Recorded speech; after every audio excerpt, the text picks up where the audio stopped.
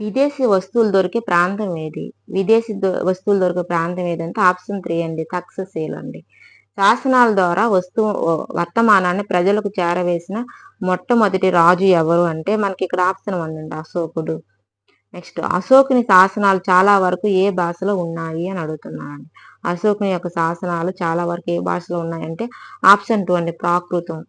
అలాగే కళింగం అనేది నేటి ఏ రాష్ట్రం యొక్క పాత పేరు? కళింగ అనేది మనం ప్రెజెంట్ ఏ రాష్ట్రం యొక్క పాత పేరు అని అడుగుతున్నారు. ఆప్షన్ 1 అండి. ఒడిస్సా రాష్ట్రం. అలాగే 9వది అశోకుడు చేసిన యుద్ధం ఏది అని అడుగుతున్నారండి. అశోకుడు చేసిన యుద్ధం ఏది అంటే మనకు ఆప్షన్ 3 అండి. కళింగ యుద్ధం. ఇది మనకు డిఎస్సికి సంబంధించి సోషల్ కంటెంట్ బిట్స్ అండి. దీని యొక్క ఫుల్ వీడియో నేను డిస్క్రిప్షన్ పెడతాను. నేను డైలీ డిఎస్సికి సంబంధించి వీడియోస్ పెడుతుంటాను. ఒకసారి మా ఛానల్ చెక్ చేయండి. చాలా ఇంపార్టెంట్ బిట్స్ మనం డైలీ పెడుతున్నాము. ఫుల్ వీడియో డిస్క్రిప్షన్ పెడతాను. ఓకే అండి. Thank you.